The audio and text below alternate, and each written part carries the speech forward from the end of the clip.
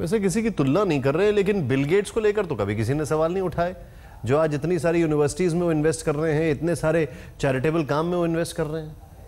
वो भी तो कॉलेज ड्रॉप आउट है। मानव संसाधन विकास मंत्री बनाए जाने को लेकर कांग्रेस स्मृति ईरानी को घेरने की कोशिश में है, लेकिन इस बीच एक और खुलासा स्मृति ईरानी की मुश्किलों को बढ़ा सकता है। वजह यह है कि 2004 के शपथ पत्र में ईरानी ने खुद को ग्रेजुएट बताया, लेकिन 2011 के राज्यसभा चुनाव के एफिडेविट में उन्होंने खुद को सिर्फ 12वीं पास लिखा है।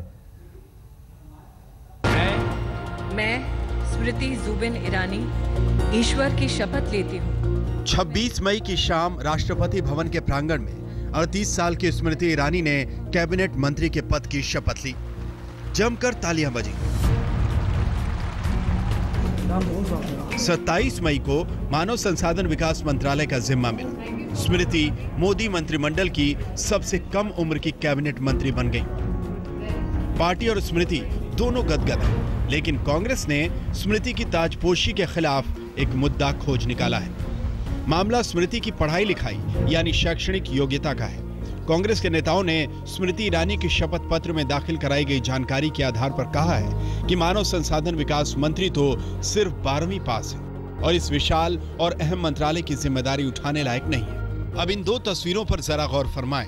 स्मृति ईरानी की शैक्षणिक योग्यता को लेकर एक नया विवाद सामने है। साल 2004 के लोकसभा चुनाव के दौरान शपथ पत्र में स्मृति ईरानी ने लिखा कि 1996 में उन्होंने BA यानी बैचलर ऑफ आर्ट्स कर लिया, जबकि 2011 में राज्यसभा के लिए भरे शपथ पत्र में स्मृति ईरानी ने लिखा कि उन्होंने 1994 में सिर्फ ग्रेजुएशन फर्स्ट ईयर ही किया, वो भी BCom यानी बैचलर ऑफ कॉमर्स।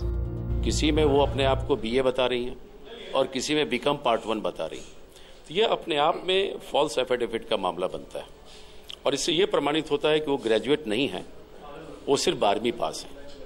तो क्या इस देश का शिक्षा मंत्री 12वीं पास व्यक्ति बनेगा? साफ है कि दो शपथ पत्र में दो अलग अलग जानकारी स्मृति ईरानी की पेश की हुई सच्चाई पर सवाल खड़े कर रही है। हालांकि हिंदुस्तान के लोकतंत्र में मंत्री पद के लिए अभी तक शैक्षणिक योग्यता को काबिलियत की कसौटी नहीं माना गया है, लेकिन अलग जानकारी देश की नई नवेली मानव संसाधन मंत्री के लिए फजीहत जरूर बन सकती है।